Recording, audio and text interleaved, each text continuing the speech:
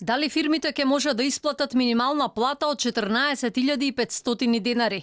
Дел од бизнис фелата смета дека платите не треба вештачки да се зголемуваат. Данела Арсовска од Сојузот на стопански комори во емисијата Што не е јасно на Алфа упати апел да не се дозволи дел од фирмите да ги затворат своите бизниси. Секој еден оној кој што може да посакува една компанија во Македонија да згасне, не треба да застапува работодавачи. Ние сме тука да се бориме за компаниите, секој еден кој што работи за компанија во компанија да обстои, да работи и да има свој раст, а не тие да згаснуваат. Владата треба уште еднаш да го одмери предлогот за зголемување на минималната плата, порачуваат од Институтот Finance Think.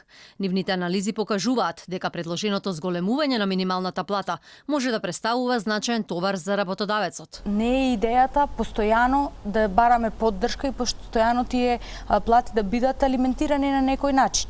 Меѓутоа, спомена предходно госпоѓа Арсовска дека еден од ефектите се затварање. Не неопходно треба да ефектите да ги мериме само преку затварање на компаниите. Вице-премиерот за економски прашања Кочо Андјушев очекува бенефит за ранливите категории. Вели дека државата ќе ги помага предпријатијата преку законот за субвенционирање на придонесите.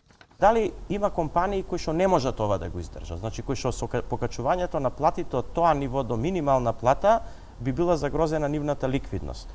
Ако такви компании постојат, тогаш тие компании е прашање дали ќе може да продолжат да работат не заради минималната плата, него заради пазарните услови. Владата одлучи минималната плата на ниво на Македонија од 1 декември да биде поголема за 16% и да изнесува 14.500 денари.